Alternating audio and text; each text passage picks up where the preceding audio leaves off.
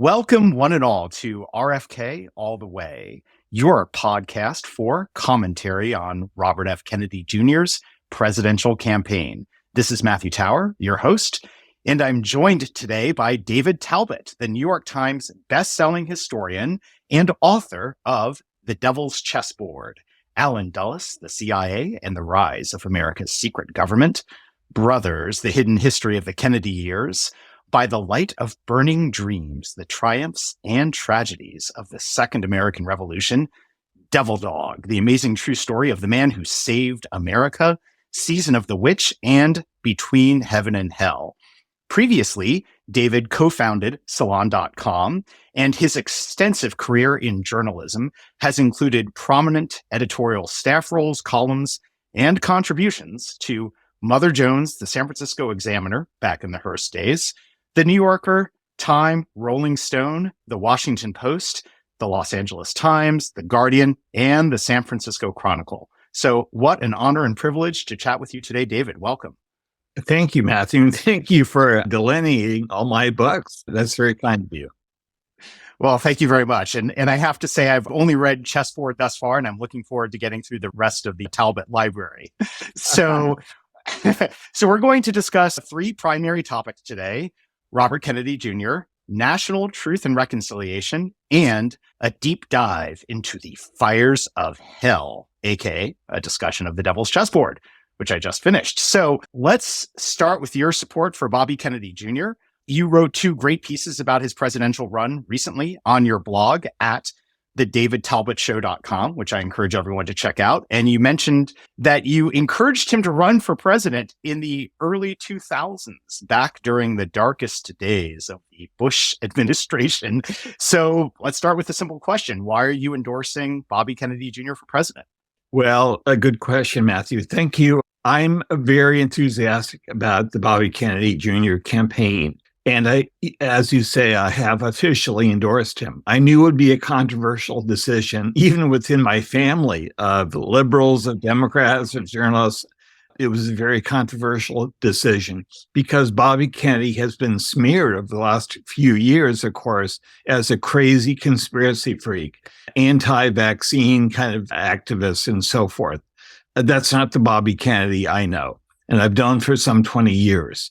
You're right. I first asked him when I was editing Salon back in, I think, 2002 or 3 to run for an office. He was an environmental lawyer at the time.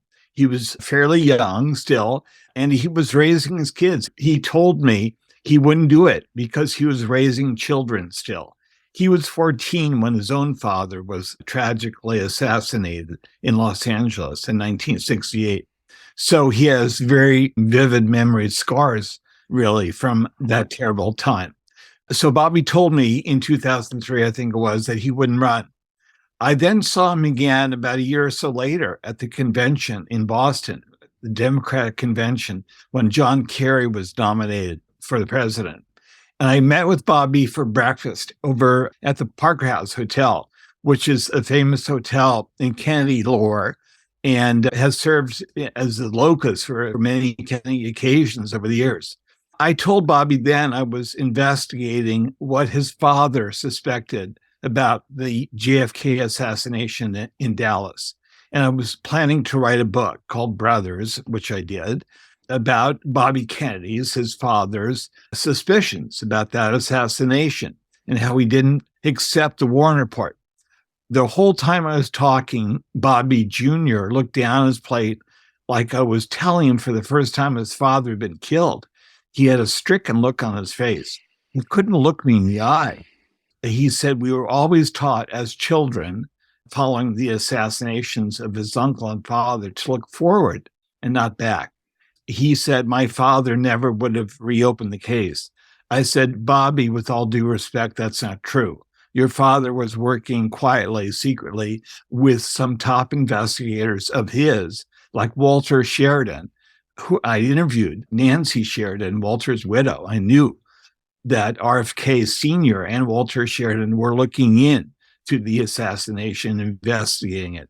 And he planned Bobby Kennedy's father, Jr.'s father, planned to reopen the case into the JFK assassination if he'd made it back to the White House in 1968.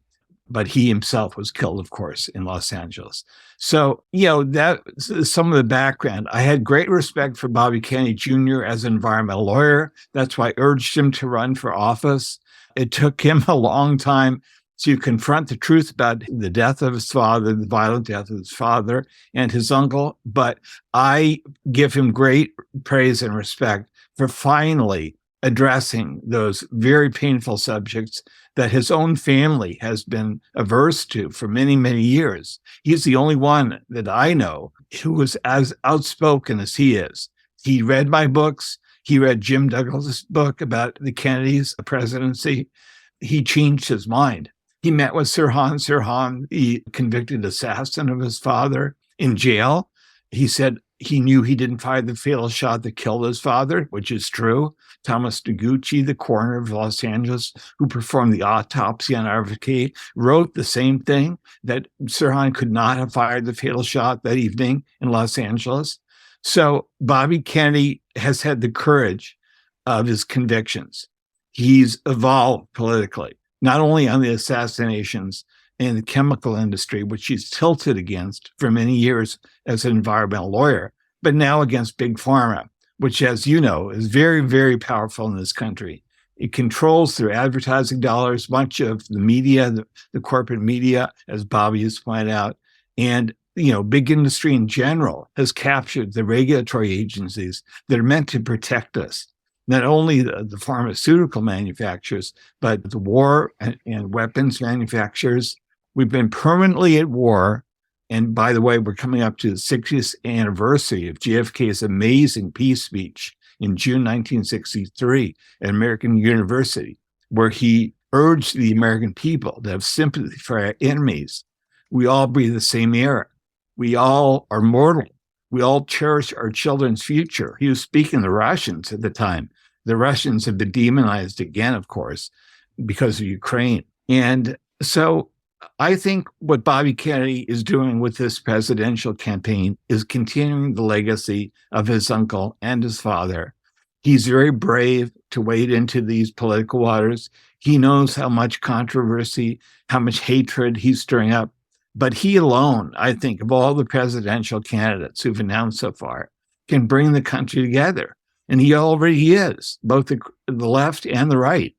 He has very strong critics in the corporate media, of course. Politico, the New York Times, the Washington Post, Newsweek, have all my former publications, Salon. I don't even know who owns Salon at this point. It's a publication I started back in 1995, has taken shots, strong shots at Bobby Kennedy for his presidential bid. So all respect to him for daring to do this. He didn't need to do it as he approaches 70. He's almost as old as I am. He didn't need to wade into these waters, but he's brave enough, like his father, like his uncle, to do this. What's right for the country. He knows this. He's raising the issues about war and peace, about the control of corporate power in this country, about the border not being, being sort of overrun and not being fortified enough. That should be Democratic Party issues. Also censorship, free speech.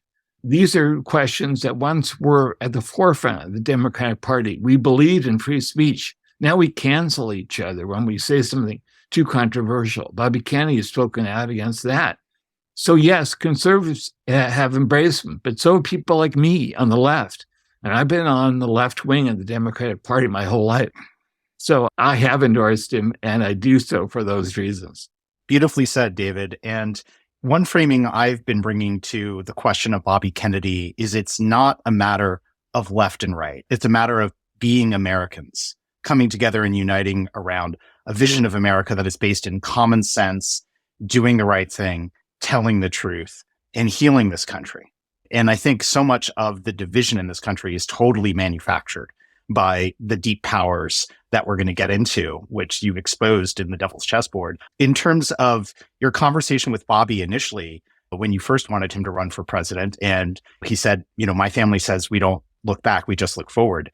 I think we as a country have to look back in order to look forward. I think if we don't reclaim our history and start telling the truth about it, we're totally lost.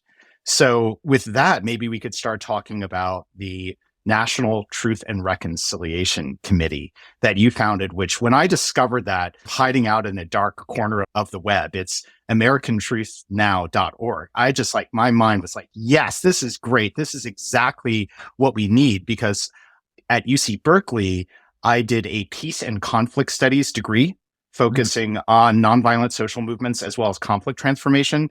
So I took a close look at what happened in South Africa with the truth and reconciliation process there. There's a fantastic book about that called Watching the Wind by Susan Collin Marks, and a film called Long Night's Journey into Day.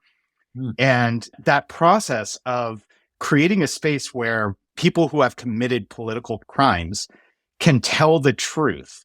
And the deal, as I understood it, was that they tell the truth. They're not going to get prosecuted for the crime they committed, but the process of telling the truth to the nation and to the families of the victims creates a kind of restorative justice and a healing. So I'd love to hear more about what inspired you with the National Truth and Reconciliation Commission and what your vision for it might be, and how that also might connect to Bobby's run. Well, Matthew, thank you so much again for bringing that up. You're right. That process, that letter, that public letter that initiated the Truth and Reconciliation effort campaign has been largely, hidden and is in a dark place of the web. You're right. You stumbled on it. Thank you for doing that. But I got about 5 years ago, I'd had a stroke. I came out of that. I was at home. It was before the pandemic. And I thought, before I move on, I want to get all the people who I think have some stake in the assassinations that happened in the 60s, not only of the Kennedy brothers, but Martin Luther King and Malcolm X. Those four have really changed the direction of this country in a tragic way, the violent death of those four people. They were great leaders, and they would have taken the country in a very different direction. So it was important to me that all the people who I thought had studied the cases or had some stake in them signed a public letter demanding a reopening of the investigation into these murders, and also that we do so, as you say, in the spirit of South Africa and the truth and reconciliation process there, that anyone who had any information about these assassinations should come forward without fear of being prosecuted, without fear of being jailed.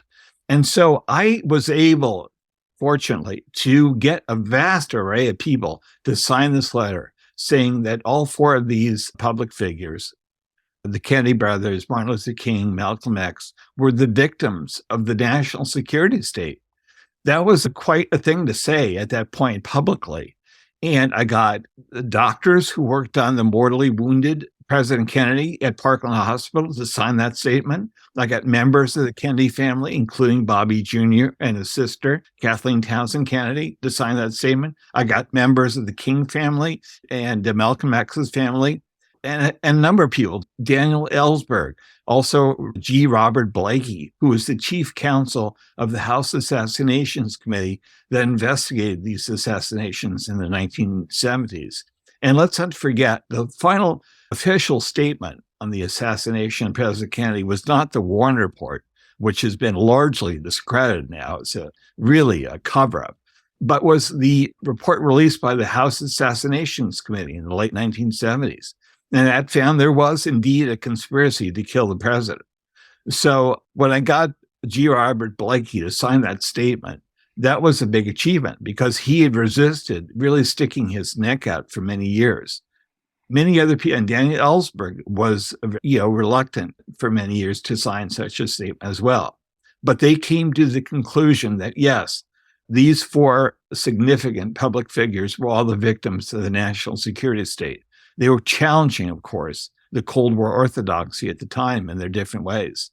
What Martin Luther King was doing was quite radical at the end of his life.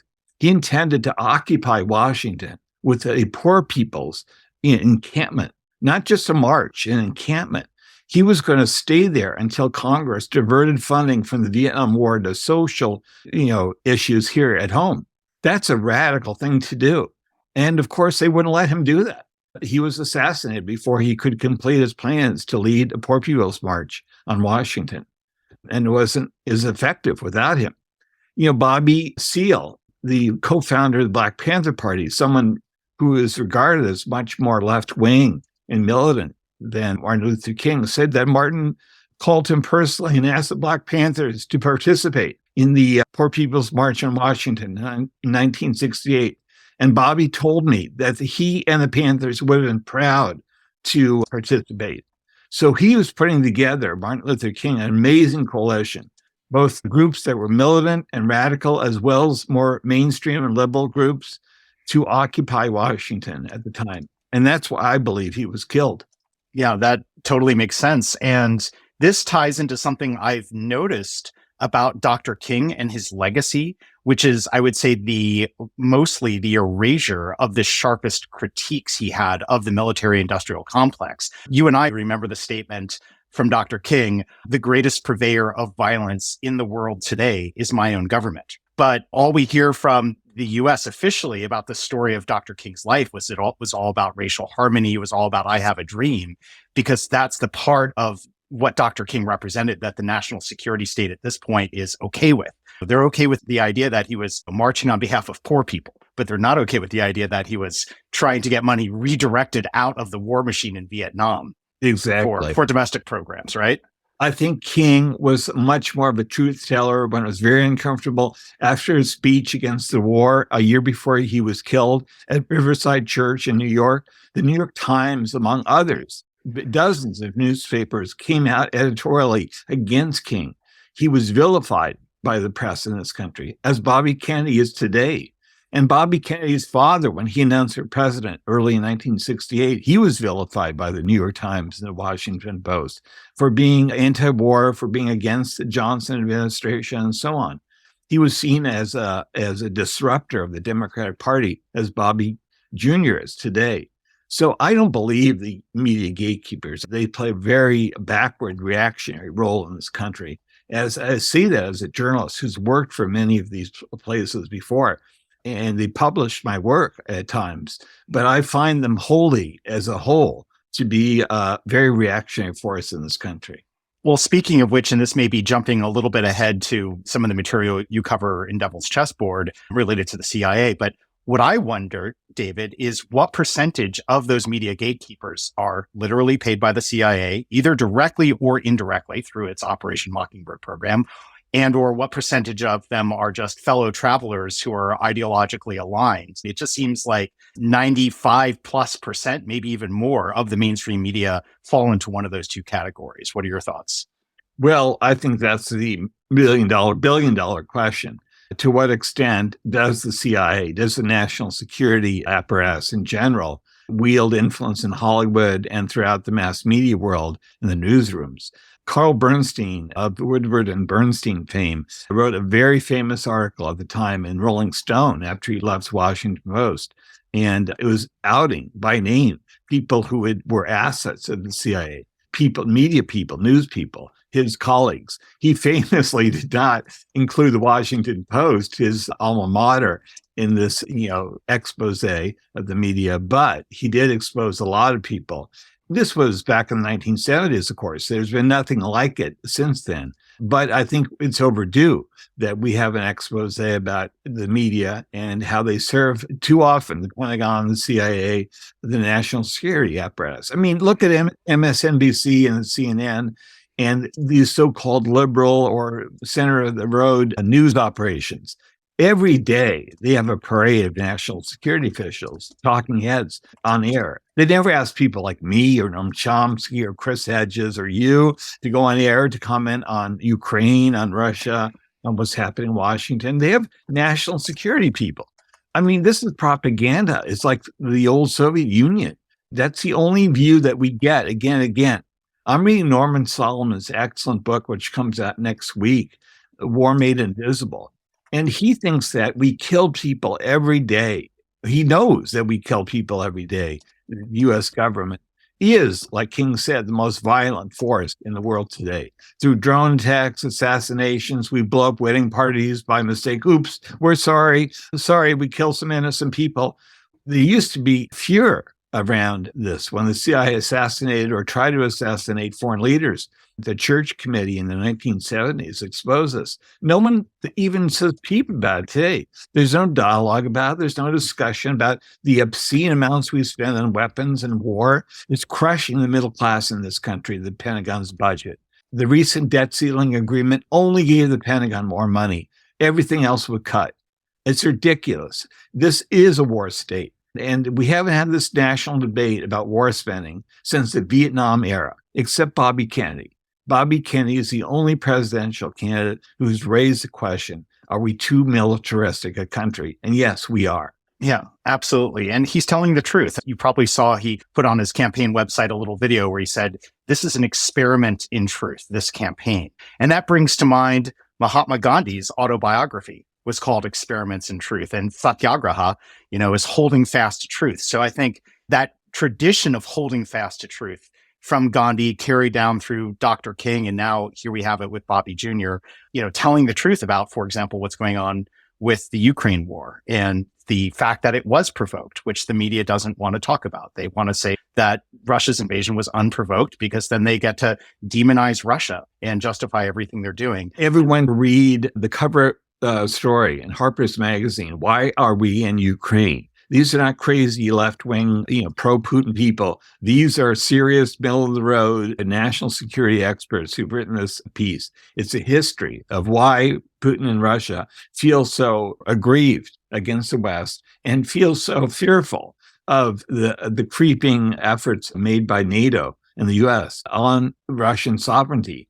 So yes, there's reasons. There's lots of context for this war. It's a great tragedy. It's a war crime that he invaded the nation of Ukraine. But now, because it's become a proxy war between the West and Russia, we're willing to fight to the last Ukrainian. I have friends who are Ukrainian. I have a former girlfriend who's a Ukrainian journalist. It's disgusting to me, the rhetoric I see, the pro-war rhetoric from these armchair generals in this country.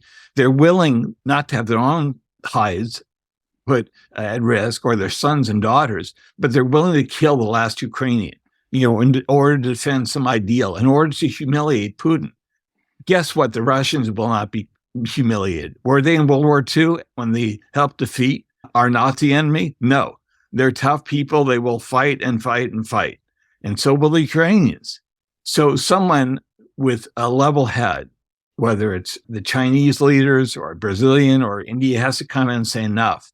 We're not going to actually, keep this war going. We're going to end it. Absolutely. And just to throw out an even more hot button provocative aspect of all of this, it's recently been revealed that the United States is knowingly and illegally violating its own laws, arming the neo-Nazi Azov battalion and other Ukrainian neo-Nazi battalions. So this is such a 1984 Orwell moment where suddenly the neo-Nazis are on the side of the U.S. military-industrial complex just because they can be used as pawns against Russia, which of course ties into some of the deep history of Dulles. But before we go to Devil's Chessboard, I do want to come back to the truth and reconciliation. What are your thoughts about that as a healing process, potentially after Bobby comes into office, that we could actually have finally a national healing and a catharsis around those 4 key political assassinations and all of this sort of related history? I kind of view America as a bit of a social insane asylum, if that makes any sense. Bobby said something the other day about how in a family, if the parents are lying to the kids are going to be at each other's throats. Metaphorically, I think that has been going on for the last 60 years because we don't have shared reality. We don't have shared truth because we've been lied to so much. So if we can actually have that truth and that reconciliation and get to kind of a collective sanity, it could just work wonders on a social healing level. So that's my idea for your Truth and Reconciliation Commission. What are your thoughts, David? I agree with you. I think the spirit of reconciliation is paramount. And it's the only thing that will bring this very polarized country together. I think we all, the left and right, Democrats versus Republicans, blue versus red, we're all at each other's throats. And who's that serve? Only the people at the top, only the people who are benefiting from this kind of acrimony. So I think that's what the whole spirit of Bobby Kennedy's campaign is this year. It's bringing together this very factionalized country. I had lunch with him recently, about 2 weeks ago. He's Catholic. He's very religious. He's very spiritual. That's the mood that he's in. It's not fighting. It's not that he's fighting to win. He wants to speak the truth to the American people. And they haven't heard that truth in long, long time. And dark truths have been covered up. As you say, we can't go forward until we look with a clear eye at our history as a country. And of course, all these efforts to censor history are just digging a deeper grave for this country. We need to understand our history to go forward. Bobby Kennedy is one of the few craziest people who's done that. He's looked at what happened to his own family, how it was torn apart by the deaths of those two men, his uncle and his father. I know from my own work and my own, talking to the members of the family, what that did to them. It was very destructive. And so for Bobby Kennedy now, nearing 70, to run for office and trying to heal the country, to me is almost martyr-like. It's almost religious, a journey that he's on. So that's the spirit I think that we have to have at this point. We have to put aside the divisions that have torn us apart and that are really making things worse. Look at the environment now on the East Coast because of the wildfires in Canada. We should all be pulling together to make the world more inhabitable for our children, our grandchildren. I have kids. I have nieces and nephews. My brother's grandchildren. I don't yet, but I will. What kind of world are they going to inherit? Do we want them to inherit this world that's polluted and constantly at war and feuding with each other? No. We want, I think, a vision that President Kennedy laid out instead in his peace speech some 60 years ago. A genuine peace that emphasized diplomacy over weapons of war. We haven't had that in a long, long, long time. And I think the American people are hungry for that. And that's the vision that Bobby is offering them now. Absolutely, David. And for me, the June 10th, 1963 JFK speech was absolutely the greatest presidential speech of all time. And I say that partially because I'm a peace and conflict studies major. That's my background from college. But ever since I was a kid, I always had this vision, like we need to have a world where we are living cooperatively and harmoniously. It's possible. We don't have to live in a world where the sword of Damocles is hanging over our heads. Nuclear incineration is constantly a threat. This doesn't need to be the world that we're in. And we don't need to be in all these crazy conflicts. And you can see by the way, they can see that speech on YouTube. Everyone who's tuning in right now can see the amazing speech, the visionary speech that President Kennedy delivered at the height of the Cold War at American University on June 10th, 1963. What kind of a peace do I mean, and what kind of a peace do we seek? Not a Pax Americana, enforced on the world by American weapons of war. Not the peace of the grave or the security of the slave. I am talking about genuine peace, the kind of peace that makes life on earth worth living, the kind that enables men and nations to grow and to hope and build a better life for their children. Not merely peace for Americans, but peace for all men and women. Not merely peace in our time, but peace in all time. Absolutely. And you see the photo behind me. I was there, right, in Boston, and it was an extraordinary event. And Bobby has talked about the idea of American resurrection, which ties into what you said about the almost religious aspect to this, that we can actually bring democracy and a society back from the dead, a society that was killed on November 22nd, 1963 in many ways. And we can, if we devote our resources to each other in development and positive economic cooperation and competition, instead of feeding the war machine, then we can have the right kind of future for this world. So I believe that's possible. My basic idea is that what happened on November 22nd, 1963 was the big event, right? And then the Warren Report, which should have been called the Dulles Report, was the big lie. And that what's contained in your book, as well as James Douglas's book, is the big truth. And the truth will set us free. And we need the truth about all four of them, but that was the real turning point in our history. That was the first one that set us down this dark path. And we were talking about how much we've been lied to. And I just want to name one example of some of these lies that are just so crazy making to me. I went and found a video of Dan Rather on CBS. He had seen the Zapruder film in private. Of course, he didn't show it in public. No one got to see the Zapruder film at the time, right after the assassination, but he described what he saw in the Zapruder film. And he had the gall to say that Jack Kennedy's head came violently forward. The films we saw were taken by an amateur photographer who had a particularly good vantage point just past the building from which the fatal shot was fired. The films show President Kennedy's open black limousine making a left turn off Houston Street onto Elm Street on the fringe of downtown Dallas, a left turn made just below the window in which the assassin was waiting. About 35 yards past the very base of the building, just below the window, President Kennedy could be seen to put his right hand up to the side of his head to either brush back his hair or perhaps rub his eyebrow. President Kennedy was sitting on the same side of the car as the building from which the shot came. Mrs. Kennedy was by his side. In the jump seat in front of them, Mrs. Connolly and Governor Connolly. Governor Connolly on the same side of the car as the president, and in the front seat, 2 Secret Service men. Just as the president put that right hand up to the side of his head, you could see him lurch forward. The first shot had hit him. Mrs. Kennedy was looking in another direction and apparently didn't see or sense that first shot or didn't hear it. But Governor Connolly in the seat in front appeared to have heard it, or at least sensed that something was wrong. The governor's coat was open. He reached back in this fashion, exposing his white shirt front to the assassin's window. He reached back as if to operate or ask the president something. At that moment, a shot clearly hit the governor in the front, and he fell back in the seat. Mrs. Connolly immediately threw herself over him in a protective position.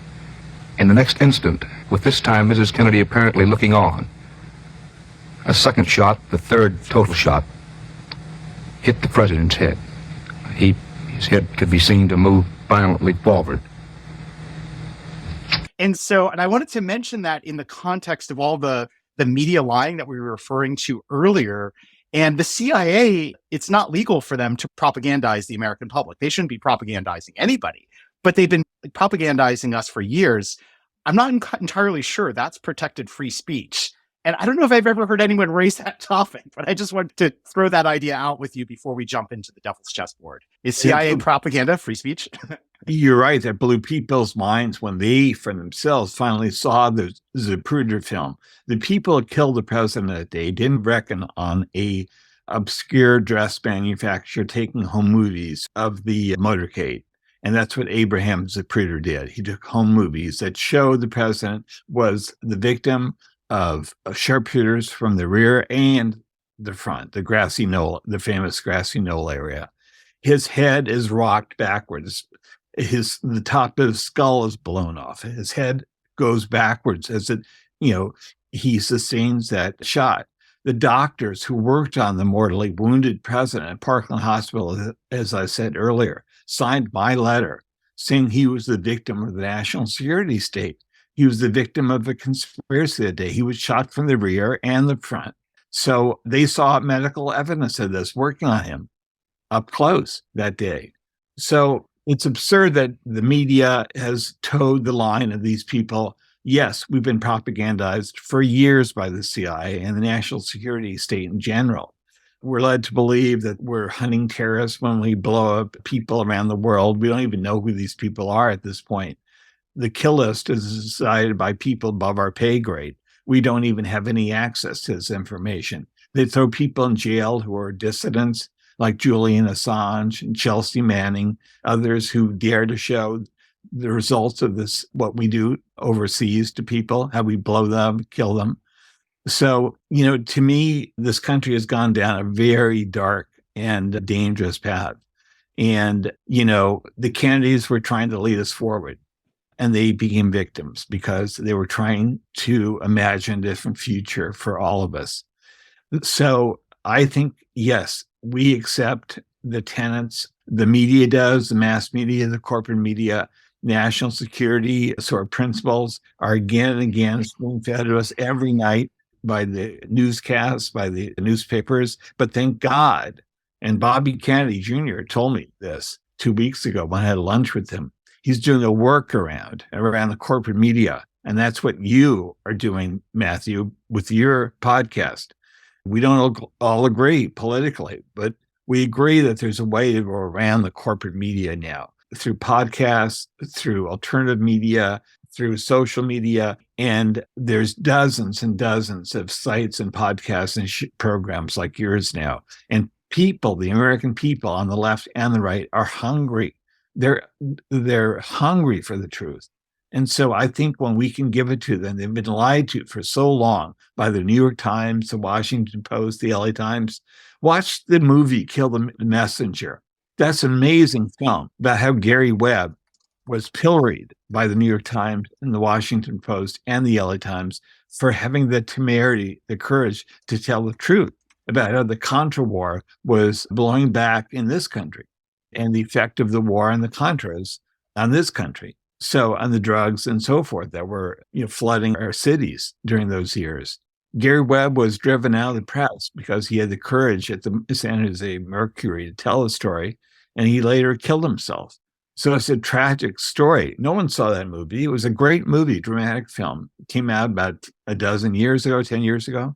I urge all your viewers to watch that film. But this shows how dissidents within the media are dealt with. They're scapegoated, they're driven out, they're said to be smeared, they're called conspiracy freaks at worst. And this is what happens if you have the courage to tell the truth in this country. Beautifully said. And, our future President Kennedy, as I like to refer to him, has talked about a bunch of plans to tackle the corrupt merger of state and corporate power and hit the reset button on a lot of government agencies. My question for you as a professional journalist, David, is what needs to be done about these corporate propaganda machines like the New York Times and CNN and all of them? Because even if we go back to when we had a fairness doctrine in this country, which we don't anymore, and Bobby has talked about, we need that back. I don't think a fairness doctrine means on one hand, you get someone telling the truth, and on the other hand, you have someone giving you state-sponsored lies. Do these media companies need to lose their license? What needs to happen so that we have honest media in this country instead of state-sponsored propaganda? Well, unfortunately, I think we're always going to have, false media operations. And Trump, in his anger, and lashed out and called it fake news. It is, in a way. That's what we get mostly from the New York Times, the LA Times, the Washington Post, the Wall Street Journal, the CNN, the MSNBC. Every night we get a certain view, a slanted view of the truth. We get lied to, deceived. So I believe in alternative media. That's why I started Salon back in 1995. It was supposed to be it was an independent news outlet. We covered the Clinton impeachment. We covered the war in Iraq in a very different way. We had voices like Glenn Greenwald and others who had great courage to tell the truth. We had a reporter who was not embedded with the U.S. military, covered the war in Iraq. He was a brave person, Philip Robertson. He rowed himself across the Tigris River, and he covered the war as an independent journalist. That took great bravery for him to do that. So I'm very proud of what we accomplished at Salon during my 10 years there. I'm not proud of it at all right now. I don't know, as I said, who the hell owns it, who staffs it, what it is today, but that's not the Salon I founded. I founded a very independent and courageous organization, and we got holy hell for that. The Washington Press Corps booed when President Clinton said, "Where's the table for Salon?" at the White House press dinner.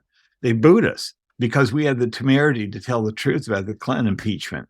We said it was a right-wing operation, which it was. Ken Starr, the independent prosecutor, all the rest were lavishly subsidized right-wing attack dogs. And they wanted to replace Clinton with Newt Gingrich.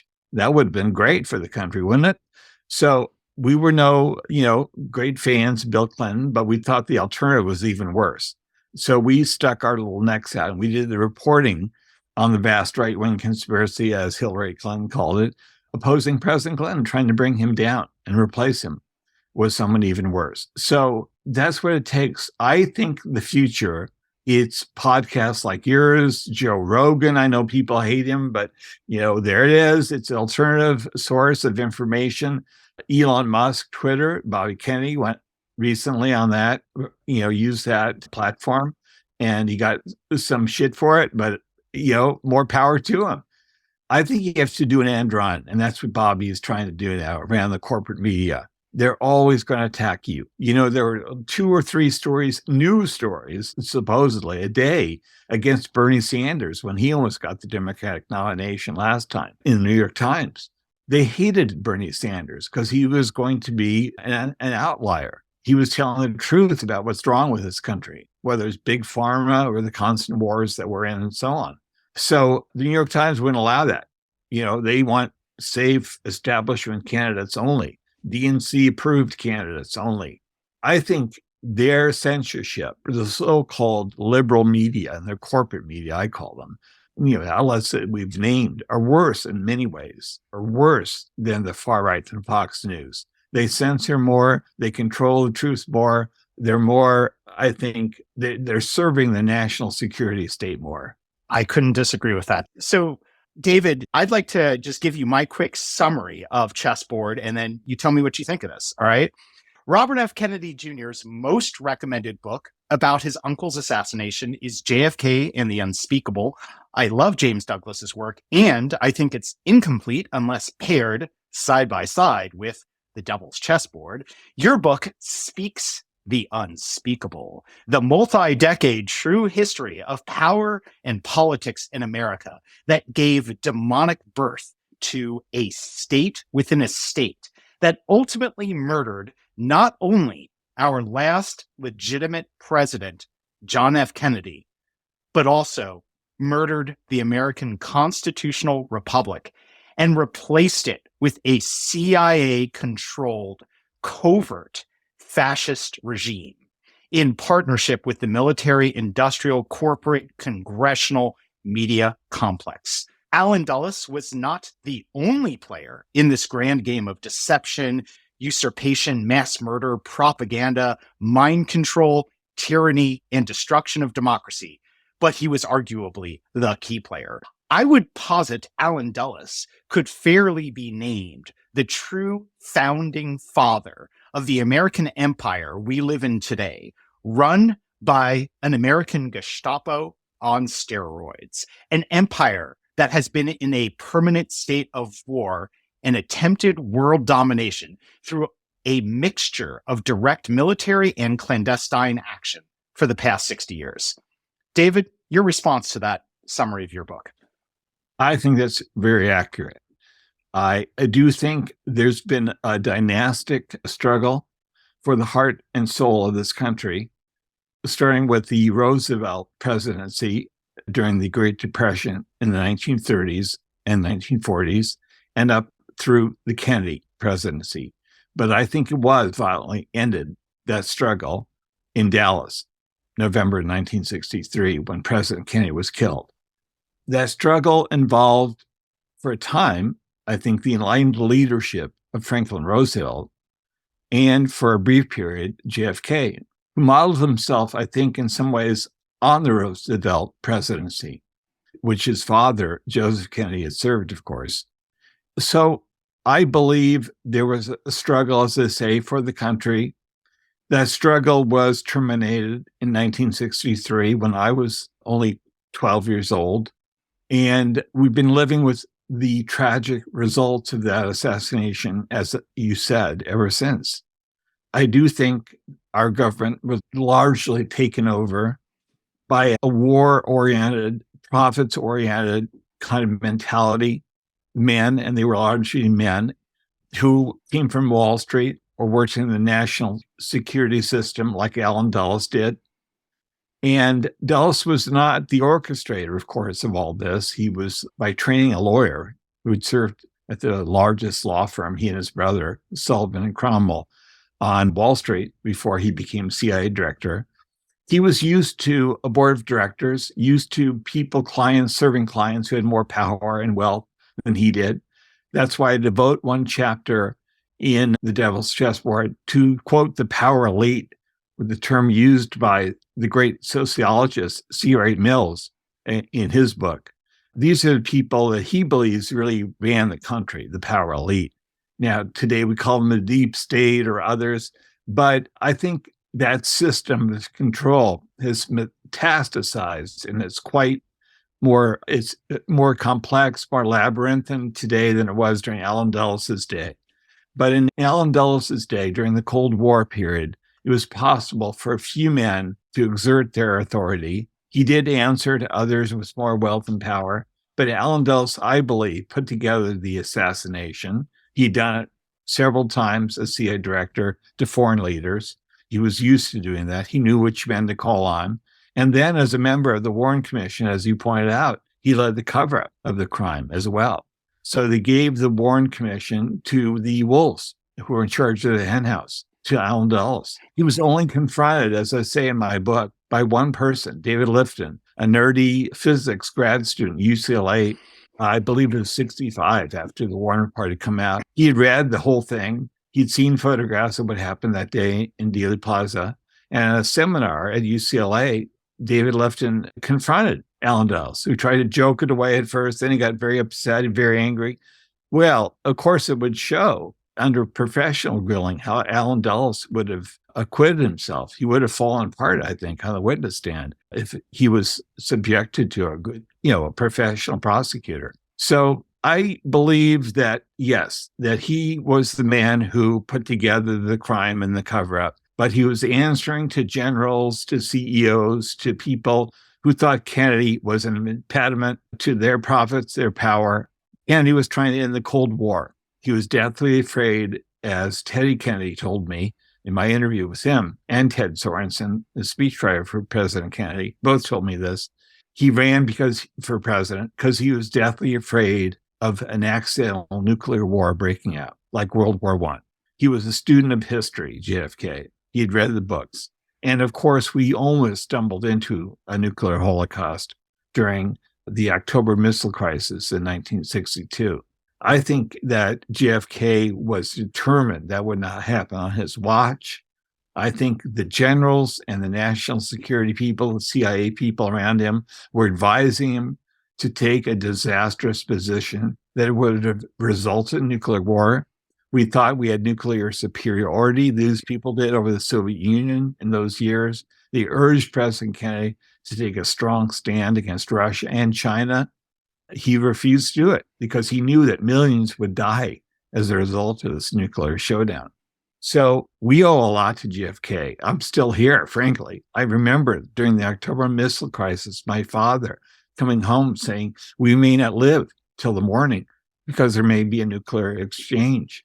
And thank God he and Khrushchev, JFK and Khrushchev, the premier of the Soviet Union, backed down and were able to reach a back channel agreement. So JFK was, I think, a martyr to the cause of peace. Absolutely. And if I was to say, what is the single most important fact of JFK's presidency? It is that every human alive today owes their existence to JFK and Bobby Kennedy's diplomacy with Premier Khrushchev and the other Soviet interlocutors. Because if they had not worked that out, we wouldn't even be here. I would never have been born. And this is such a profound fact. This is something that every American needs to know. And I think most, unfortunately, especially younger folks, just don't know about this. And we need to reclaim this history. Someone the other day, a journalist for Wall Street Journal, was interviewing me about something completely unrelated.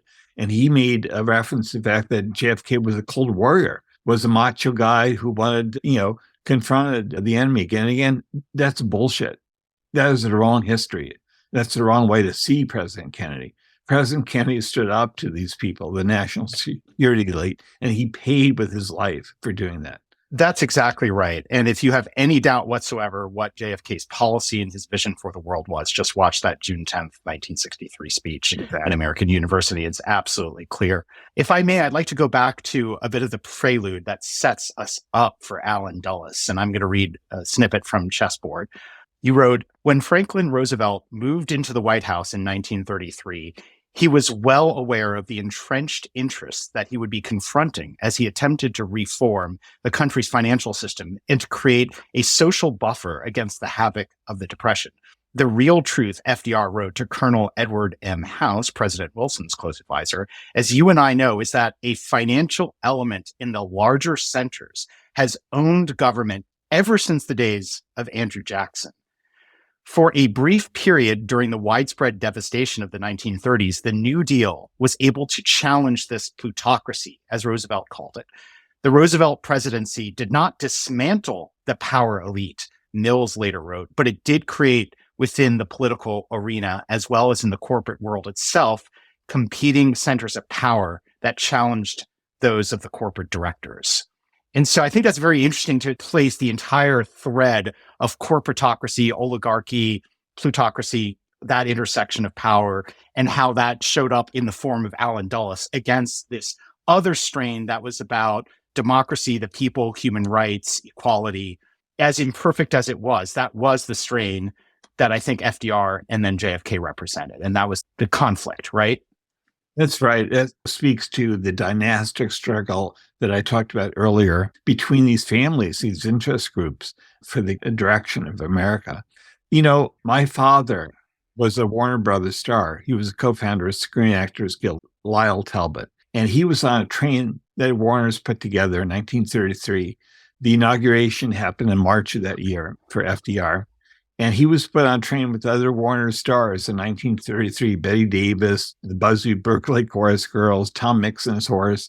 And they were all scheduled to go back to, the inaugural parade for President Roosevelt. And Jack Warner, all the people around the studios in Hollywood were Republicans and were going to endorse Herbert Hoover that year during the presidential campaign in 32.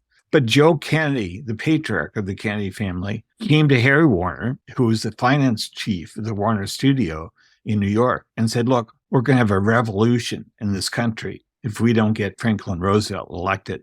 And so Warner's decided to campaign heavily for Roosevelt and helped deliver California for FDR in 32. That was a big deal. So I do think those were the stakes. And that was the time when a president, a visionary president, a progressive president like FDR could remake power to some extent in this world because the country was dealing with the havoc, as I put it, of the Depression.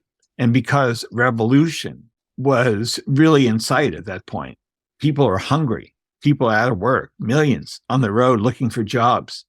So I think FDR averted that, the catastrophe of a violent revolution in this country, with his New Deal programs, which were resisted tooth and nail by the Dulles brothers and others' powers within the financial centers. The Dulles brothers, as I said earlier, ran the largest law firm on Wall Street at the time, Sullivan and Cromwell. And they advised all their corporate clients to resist Franklin Roosevelt, to resist the New Deal, the reforms that he tried to implement. And he did implement the SEC and so on, the Wall Street reforms. So they were traitors all along. They went against national policy that was meant to make the millions, make the people who were suffering from the Depression, meant to alleviate the Depression, the effects of the Depression. And later, the Dulles brothers, as I delineate in my book, were traitors during the war with Nazi Germany. In World War II, I think they would have been tried as traitors to this country if FDR had lived. Instead, of course, they rose to even higher positions of power in the Eisenhower presidency. Here's what I'd like to leave you with related to your comment about the Dulles brothers being traitors to the country. As I listened to the audiobook of The Devil's Chessboard, I couldn't help but stare at the cover, fascinated with the typography choices and feeling a sense of gnawing disquiet. On the surface, the text-only presentation appeared unassuming, almost intentionally unremarkable. What was this design hiding? It finally struck me. The colors. Not red, white, and blue, but red, white, and black. The branding of an adversary most Americans take for granted is permanently consigned to the dustbin of history. A secret government indeed. And once I saw the colors of Nazi Germany, not in the shape of a swastika, but operating in the background as an implied covert form of unaccountable power, I couldn't unsee those colors. David, Were those colors your idea, and or how did the design for the cover come about? Good question, Matthew. Yes, my colleague Karen Croft and I had a long discussions about the cover, and we decided that a type cover was best, was appropriate, as you say. It was a conscious decision to mirror the colors used by Hitler, who, of course, was an artist himself, and choreographed his regime accordingly. But I do think that that was probably unconsciously at play. I did put a satanic tale, as you know, in the typography. That was my addition. I added that. I wanted them to do that because I believe there is something sinful about these people who've run our country and done very violently and for their own interests and against the interests of the American people. James Angleton, who was in charge of counterintelligence at the CIA under Allen Dulles and was very closely associated with the Dulles regime, said at the end of his life, and he was dying from cancer at the time, he said to a reporter, "We are all going to hell," meaning Dulles, himself, people like Richard Helms, others who'd run the agency because of the things they'd done. He was a Catholic, James Angleton. He understood sin and hell and notions like that. I think what they did, whether you're a religious person or not, was a sin. And I think what they did to the American people when they killed Kennedy was a sin. And I think Allen Dulles knowingly took those steps, knowingly had people killed, not just JFK, but dozens of others around the world, because he was psychotic.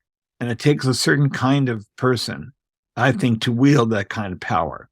Dulles got to the top because he had no compunctions, no kind of conscience about limiting people who he think stood in the way of those he served, not just himself, but those he served, and the America that he wanted to impose on the rest of us. It was a corporate America.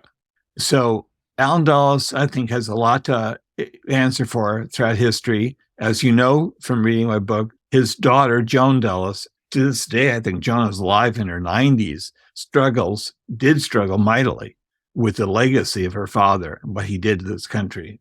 She's a Jungian therapist herself, and she understands what this does, not only to the people who perpetrate these crimes, but to their loved ones like her, like his daughter. So I think generations later, you're right, we're still living with the legacy of people like Allen Dulles. And there still is a darkness at the heart of this country that we're all trying to fight against and until our last breath, right? My last breath. We're not going to return to our knees ever again now that we know the truth, right? And I think our country, frankly, we need a social exorcism, right? Yep. We need to exorcise the spirit, the influence, all of the demonic programming that Allen Dulles and his cohorts injected into the fabric of our society. We need to have a reckoning with it. Another metaphor is it's a malignancy, and we have to get to the source of it. We can't deal with the symptoms. We have to get to the source of this malignancy. And David, this has been such a pleasure. And we ended on some references to the red, white, and black. So in our next episode, we'll be talking a little bit more about Allen and his brothers Foster's connection with the Nazi regime and some of Allen Jr.'s accusations against his father that he was a Hitler lover and Nazi collaborator. We're going to explore that as well. And I just want to thank you so much, David. This has been an amazing conversation. Thank you, Matthew. It's been a pleasure.